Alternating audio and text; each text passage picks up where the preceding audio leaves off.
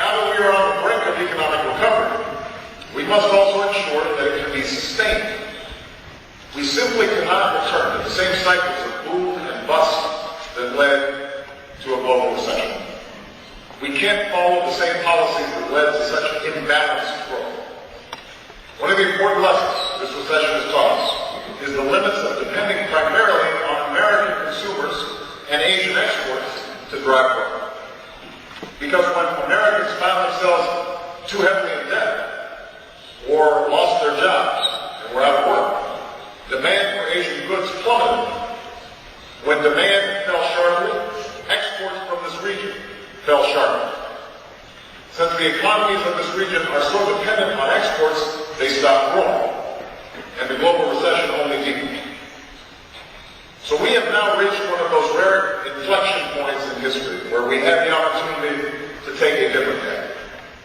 And that must begin with the G20 pledge that we made in Pittsburgh to pursue a new strategy for balanced economic growth. I'll be saying more about this in Singapore, but in the United States, this new strategy will mean that we save more and spend less, reform our financial systems, reduce our long-term deficit, and borrow.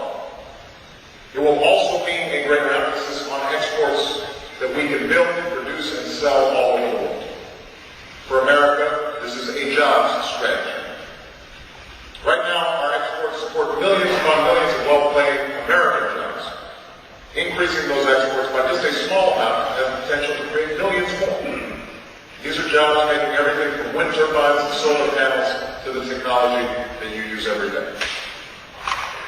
For Asia, striking this better balance will provide an opportunity for workers and consumers to enjoy higher standards of living that their remarkable increases in productivity have made possible. It will allow for greater investments in housing and infrastructure and the service sector. And a more balanced global economy will lead to prosperity that reaches further and deeper. For decades, the United States has had one of the most open markets in the world. And that openness has helped to fuel the success of so many countries in this region and others over the last century. In this new era, opening other markets around the world will be critical, not just to America's prosperity, but to the world's as well. Now, an integral part of this new strategy is working towards an ambitious and balanced Doha agreement. Not any agreement, but an agreement that will open up markets and increase exports around the world. We are ready to work with our Asian partners to see if we can achieve that objective in a timely fashion, and we invite our regional trading partners to join us at the table. We also believe that continued integration of the economies of this region will benefit workers, consumers, and businesses in all our nations. Together with our South Korean friends, we will work through the issues necessary to move forward on a trade agreement with them.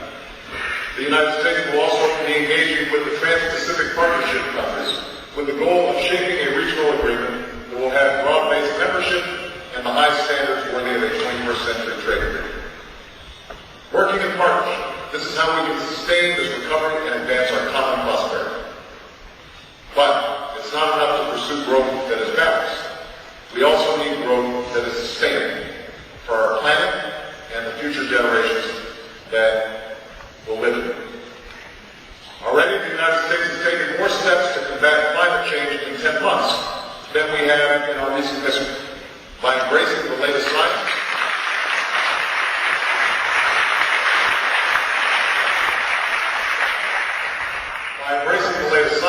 by investing in new energy, by raising efficiency standards, forging new partnerships, and engaging in international climate negotiations. In short, America knows there is more work to do, but we are meeting our responsibility and will continue to do so. And that's fighting for success in Copenhagen. I have no illusions that this will be easy, but the contours of the way forward are clear. All nations must accept their responsibility. Those nations like my own, who have been the leading emitters, must have clear reduction targets. Developing countries will need to take substantial actions to curb their emissions, aided by finance and technology. There must be transparency and accountability for domestic actions. Each of us must do what we can to grow our economies without endangering our planet, and we must do it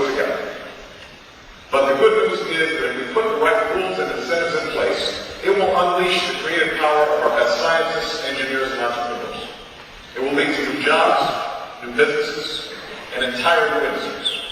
And Japan has been at the forefront on this issue. We are looking forward to being an important partner with you as we achieve this critical global goal.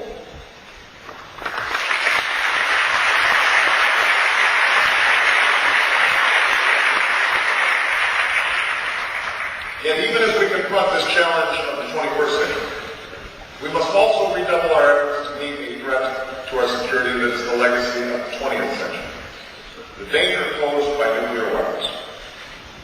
In Prague, I affirmed America's commitment to rid the world of nuclear weapons and laid out a comprehensive agenda.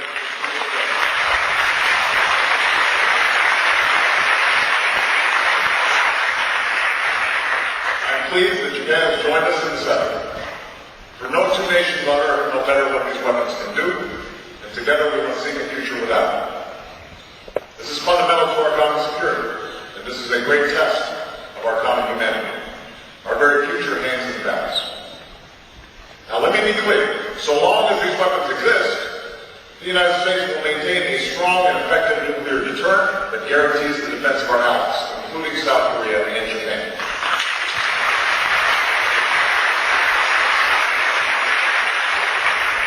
But we must recognize that an escalating nuclear arms race in this region would undermine decades of growth and prosperity. So we are called upon to uphold the basic bargain of the Nuclear Non-Proliferation Treaty, that all nations have a right to peaceful nuclear energy, that nations with nuclear weapons have a responsibility to move toward nuclear disarmament, and those without nuclear weapons have a responsibility to forsake them. Indeed, Japan serves as an example to the world that true peace and power can be achieved by taking this path. For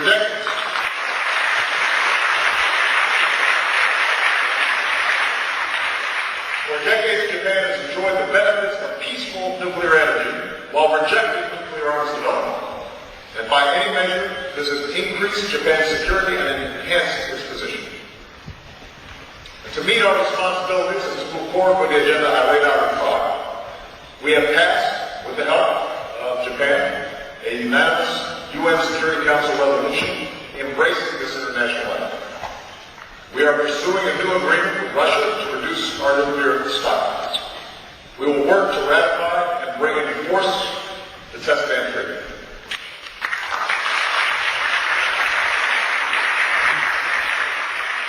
And next year at our Nuclear Security Summit, we will advance our goal of securing all the world's vulnerable nuclear materials within 4 years.